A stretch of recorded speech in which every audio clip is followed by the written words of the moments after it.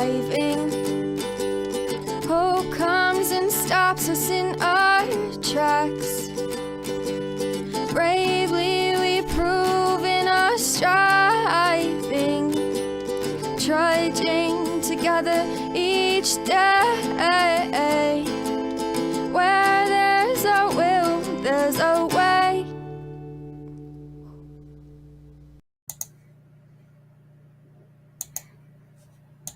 Good morning, everybody.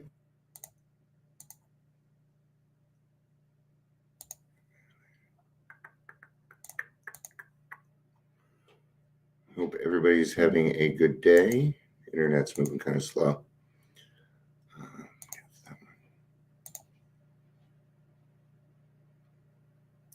I guess we should start off with Happy New Year. Happy New Year. Happy 1/1/24. This will be my 54th trip around the world. Hi, Ingrid. I see you're here. I'm still sharing, but I'm just going to share one more group and then we'll go ahead and there we go. All right. We'll do the rest after. Oh, man, you can't totally see my shirt.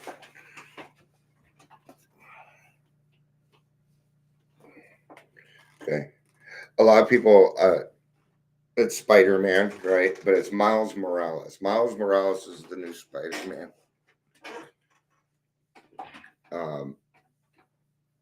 Yeah, I like Miles Morales a lot.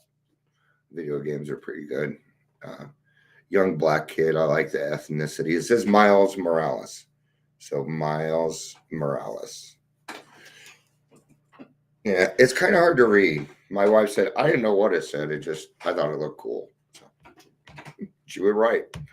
My second favorite Spider-Man shirt now.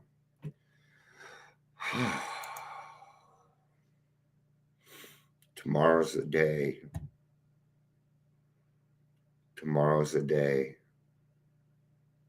Happy frickin' New Year, Amber. Good to see you. Yeah, it's kind of hard to read, especially if you don't know it's Miles Morales, and it's kind of tough, right? So, but I figured I'd show it off. I'm going to show off one other thing real quick. I really like this.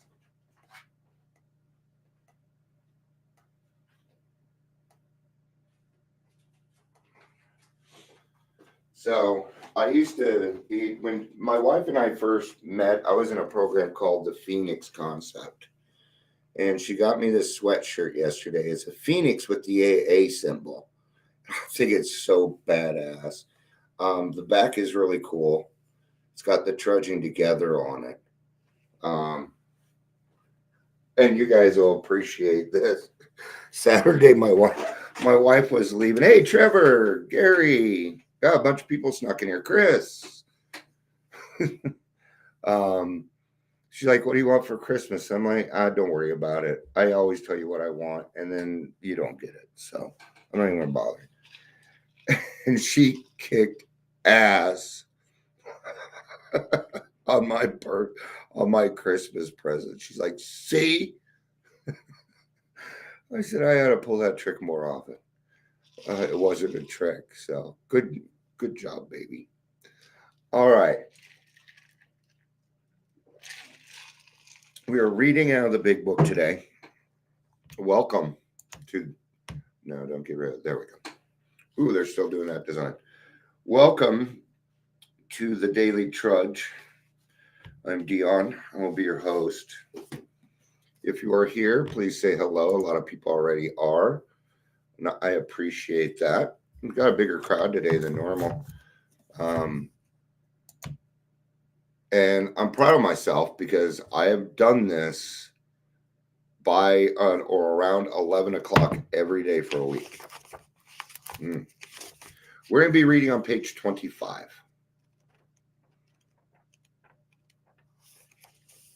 And this is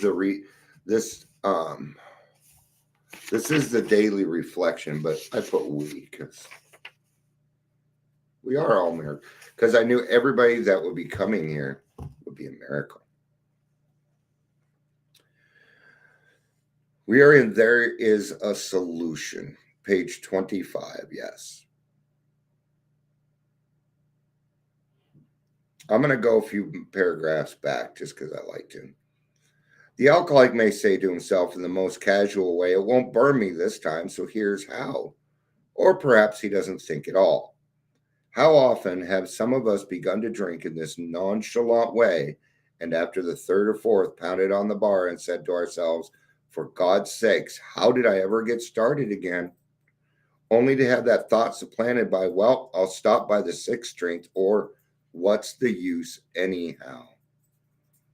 This is a very dangerous area for alcoholics. Okay, we call it the fuck-its. It means we don't care anymore.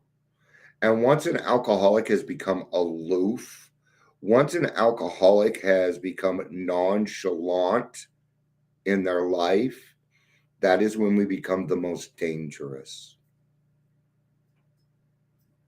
That's when we kill other people. Okay.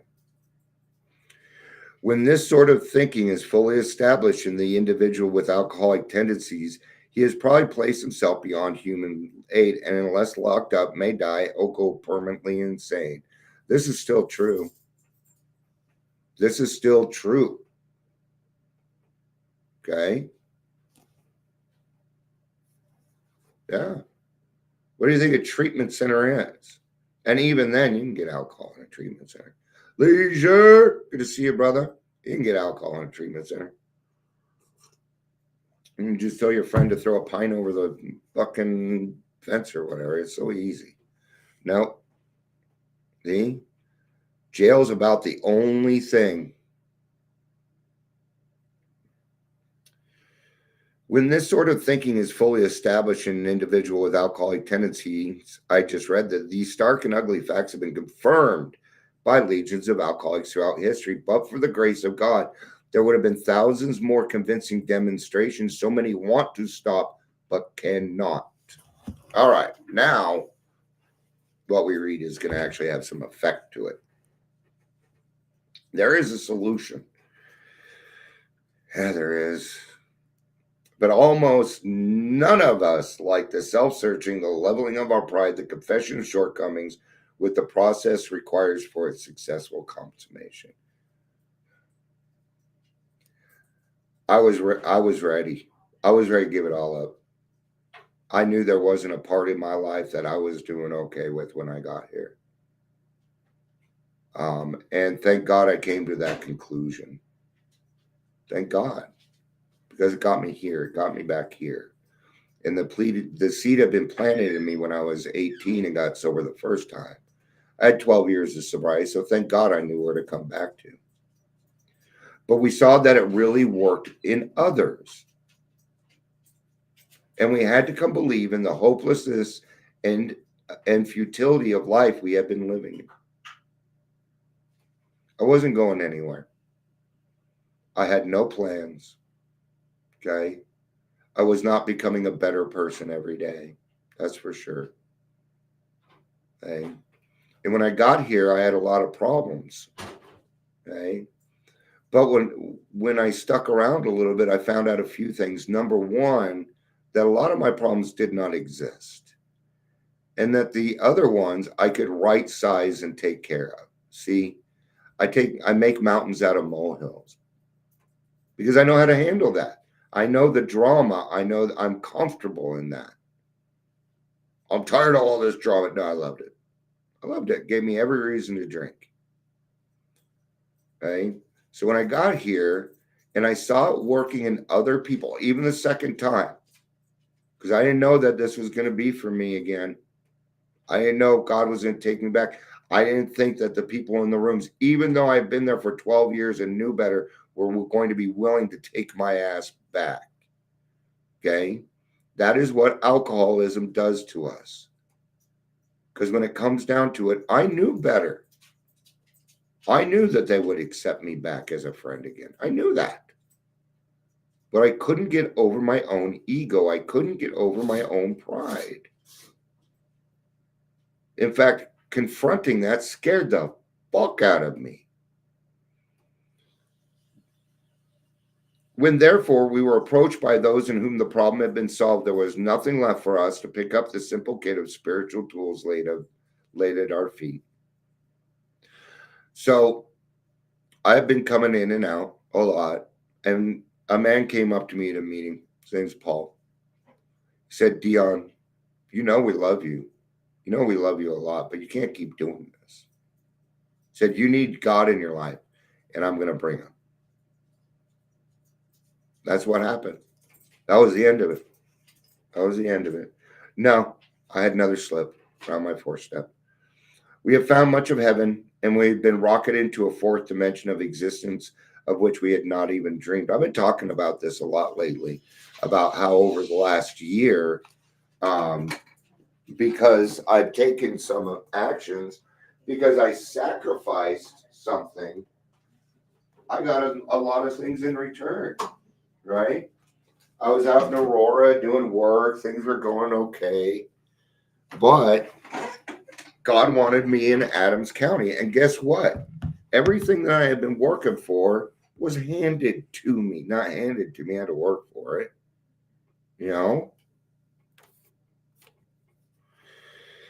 The great fact is just this, and nothing less, that we have had deep and effective spiritual experiences which have revolutionized our whole attitude towards life, toward our fellows, and towards God's universe.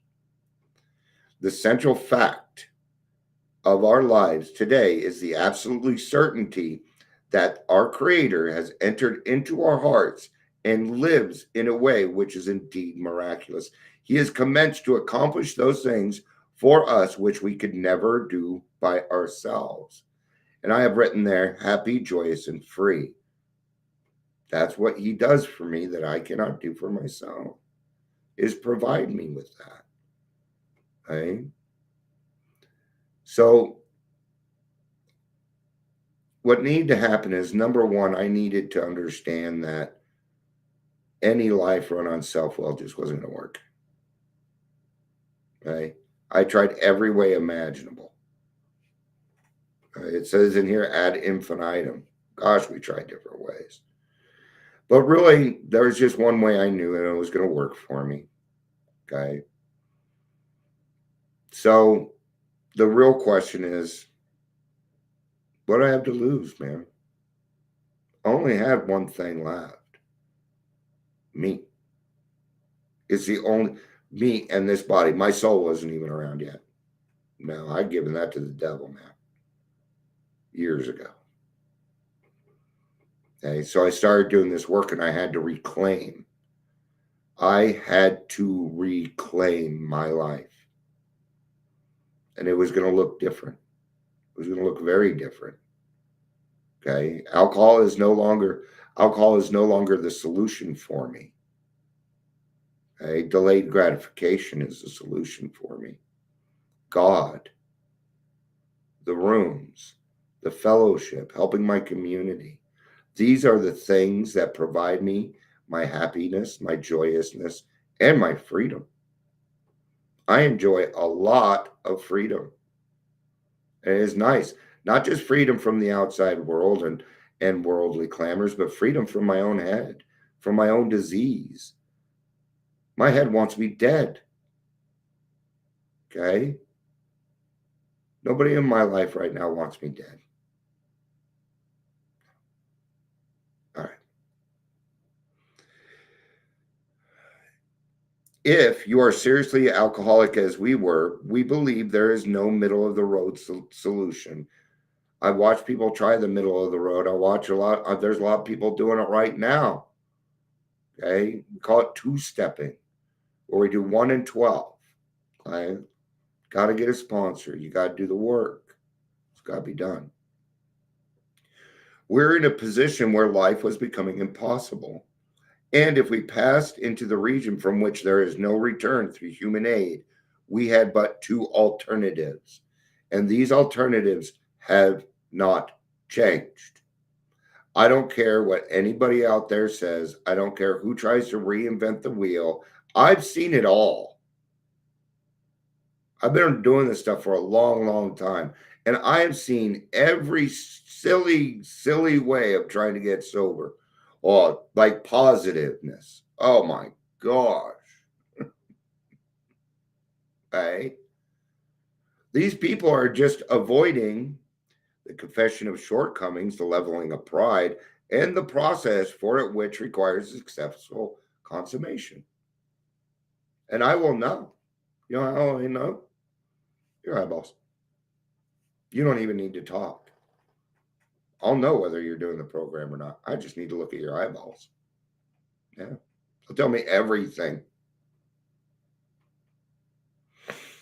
One was to go on to the bitter end, death. Have you ever seen an alcoholic die from alcoholism?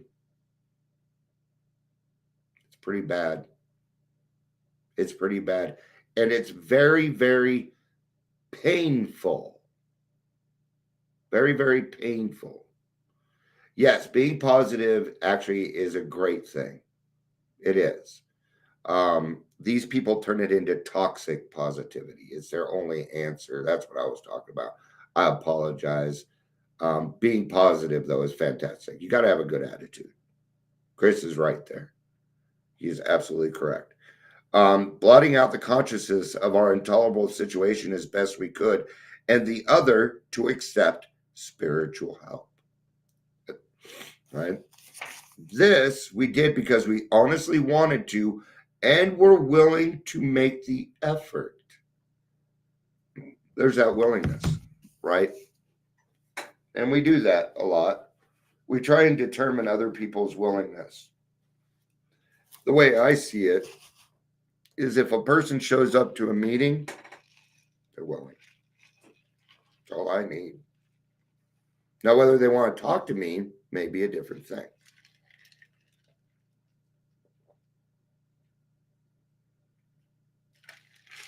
Okay. But what I do not do is what I try and do as much as I can is not determine their willingness. Okay. So that's why I go by action. Okay. I'm watching their action.